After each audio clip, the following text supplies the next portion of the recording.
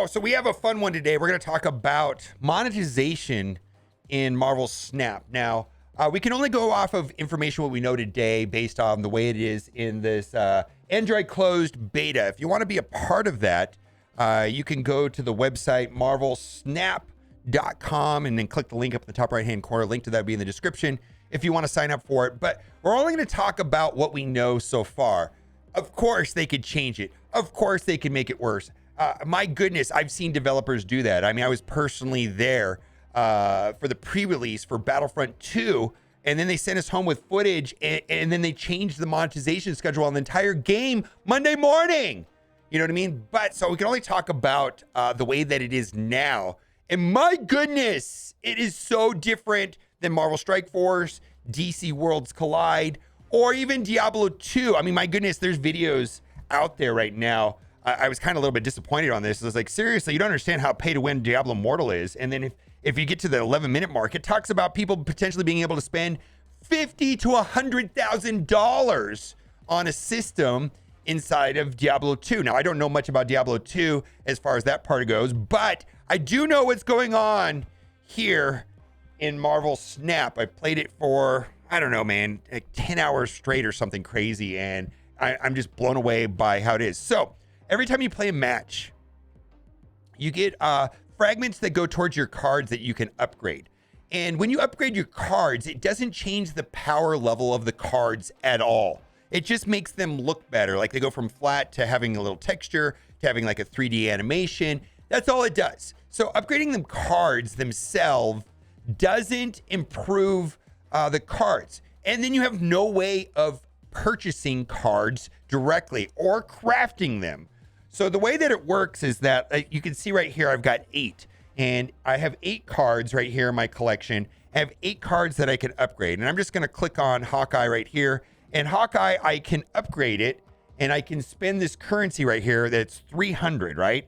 300, I only have 175, and then I go up 6 collection levels. So going up collection levels is what gives me new cards, and I'm going to show you that. So you do want to upgrade the cards, because upgrading the cards is how I can go up collection levels. So I'm at collection level 88, and you see if I have 88 right now, and if I actually got an extra 6 points, well, then I would go up and I would get a mystery card. And you can see that this goes on and on and on and on. And this is how I unlock cards. So the only thing that I can do to progress my roster is have more cards. Now, the cards are balanced. It's not like my cards are better than your cards. Like if we have the same card, like if you have Rocket Raccoon, I have Rocket Raccoon, they're identical cards. It's not like your Raccoon's gonna be stronger than my Rocket Raccoon. It's just whether or not I have them unlocked. And so the system for unlocking cards can be done very easily free to play, and it just takes a long time. Now, if you want, if you want to spend money on the game, this is where my mind is just blown. If you want to spend money on the game and to get more of these credits, like, because I've ran out of credits, right? And we're going to do that right now. Why don't we just upgrade a card right now? We're going to go and upgrade, I think I could upgrade Moon Girl right here. So I'm going to upgrade her. I have 175 credits. It cost me 100, and it just takes it up 2 collection level. Go like that. It just looks more fancy if I played the card. That's fine. And then I go up, and now I will get a mystery card. And let's see what mystery card I get. All right. This is a card that I probably won't play. Become a copy of a random card in an opponent's hand. Maybe that's good. He's 0 power for 3. I mean, if you're playing against a very expensive opponent's deck, maybe that's going to be a good thing. Maybe you'll get a 5-drop or something out of them. So anyways, that's a card that maybe I'll get to play. So there's a bunch of cards I don't have. So I just got another character unlocked. And there's some characters that I really want, like Elektra and Rocket. I don't have them yet. And the only way that I'm going to get them is by going up this collection level tree. And the bottleneck that I'm experiencing is this credit system. So, and you get credits by doing milestones, completing daily activities, and to a certain extent, you can play a lot. But at some point, you can't play anymore, and then you have to wait. So, like right now, I could play a daily challenge right here and get 100 credits. New milestones get unlocked in 5 hours. It seems like it's just like I can only play so much, and then I have to wait for more milestones to come. Now, this is the part that's just blowing my mind altogether, is that let's say you wanted to buy stuff. You want to buy these credits. Well, so you go to the store and they have them for sale, right? But there's only so much you can buy a day. And you can see right here, you basically, this is not available to me for 5 hours. It resets every 24 hours. So for 0 gold for free, you get 50 of these credits. You're going to get a lot of credits by completing milestones. You're going to get credits by completing daily challenges, weekly challenges, and so on and so on. But if you want to go faster, you can purchase only 650 a day, which costs 520 gold. 520 gold costs less than $10. I guess that's probably like $8 or something like that. Literally the most you could spend on upgrading to getting more mystery cards and moving up that collection power tree, which doesn't give you advantage necessarily, because like I just got a card that is not great. I'm just looking for certain cards that I would want to enjoy playing with the deck building process that I'm going to get eventually. It's just going to speed up my progress a little bit, but not by a lot. And really, that's all you can spend. Everything else in this game is cosmetic. I'm not playing against people that have dumped tens and tens of thousands of dollars into the game that have every card unlocked, or they have a pay-to-win card that is just, you know, their rocket is stronger than my rocket. It doesn't exist.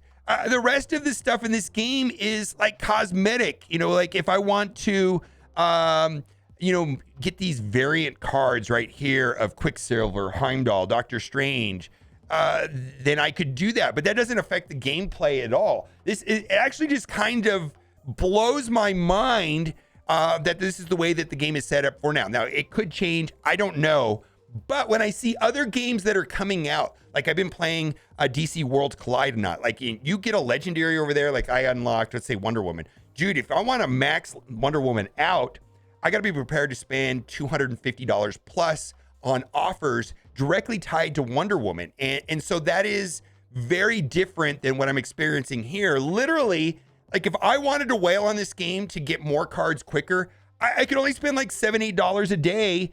And it's just going to speed up my process a little bit. Something that everybody else is going to be able to do anyways. This is by far for me, the most player-friendly experience for free-to-play player experience that I've seen in a game in a long time. I think, you know, I played Marvel Strike Force. You know, people spend tens of thousands of dollars on that. And then I already mentioned that Diablo 2 has, you know, and that's on beta. Nobody knows until the game comes out in a week or so how that's exactly play out. But people are potentially talking about, you know, I've talked to people that have spent $50,000 to $100,000 on games I play, like Galaxy of Heroes and Marvel Strike Force. I mean, spending $6, $7 a day to get slightly ahead to move up the tree doesn't seem like that big of a deal to me. You know, like I just went up to level 90 and you know, every couple of points I get a new card, and eventually, you know, this goes on for a long time, right? Eventually, you know, which this is going to happen anyways through normal gameplay. So you're just paying to speed up the process to potentially get more mystery cards. And then at some point that kind of drops off.